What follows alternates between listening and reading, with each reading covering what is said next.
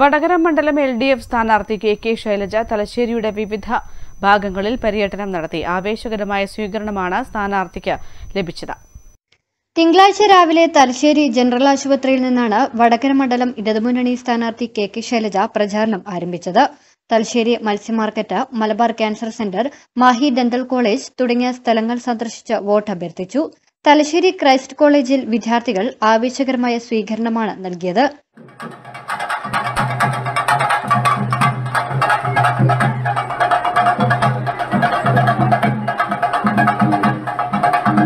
നിലവിലെ സാമൂഹ്യ സാഹചര്യത്തിൽ യുവജനങ്ങളുടെയും വിദ്യാർത്ഥികളുടെയും വോട്ട് നിർണായകമാണെന്നും അവർ അത് ഫലപ്രദമായി തന്നെ വിനിയോഗിക്കുമെന്നാണ് വിശ്വസിക്കുന്നതെന്നും KK ശൈലജ പറഞ്ഞു.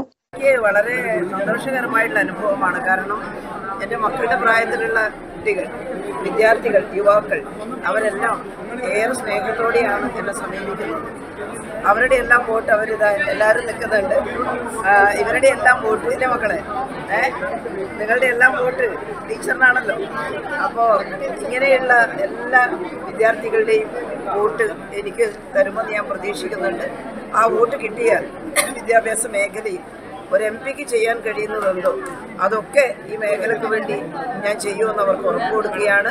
അതുകൊണ്ട് വടകര മണ്ഡലത്തിലെ വിദ്യാർത്ഥികൾ അവരുടെ ടീച്ചർക്ക് വോട്ട് ചെയ്യുമെന്ന് ഞാൻ ഉറച്ചു വിശ്വസിക്കുന്നു.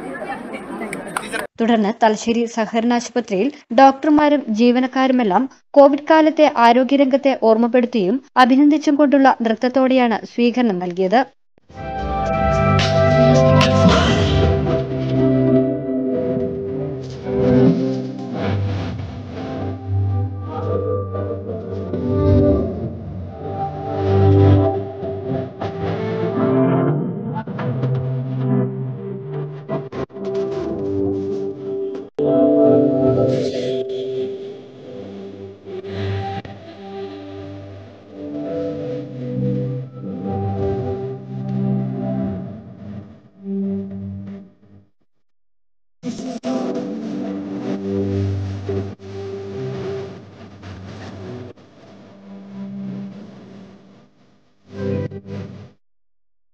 നേതാക്കളായ Karayi Rajan, MC Pavithran, CK Rameshan, CP Shaijan, M ബാലൻ തുടങ്ങിയവരും സ്ഥാനാർത്ഥിക്കൊപ്പമുണ്ടായിരുന്നു.